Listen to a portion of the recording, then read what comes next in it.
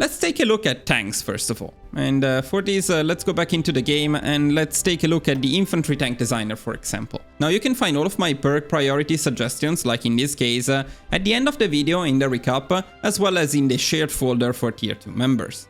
So for tanks, as well as for everything else, our first priority is to get to these juicy production efficiency buffs. And that's the usual highest priority production buffs in general.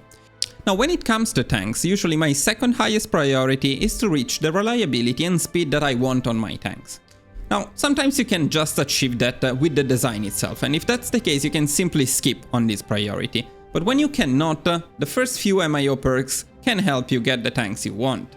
This is highly subjective, especially reliability, so I leave it entirely up to you, but to give you a general idea, personally, I like to have around 70 to 80% reliability and 8 km per hour for motorized tanks, so the tanks I use with my trucks or mechanized, and 80% plus reliability and 4 km per hour for the tanks that I use together with my infantry and what you could call Space Marines.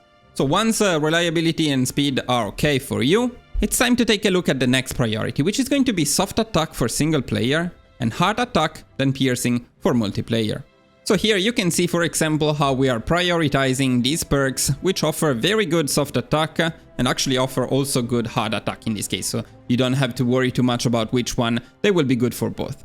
So when it comes to the best MIOs, infantry tanks, which are the ones I was showing you in here, are my favorite picks when it comes to tanks you use with your infantry, as it makes sense of course, so Space Marines and so on.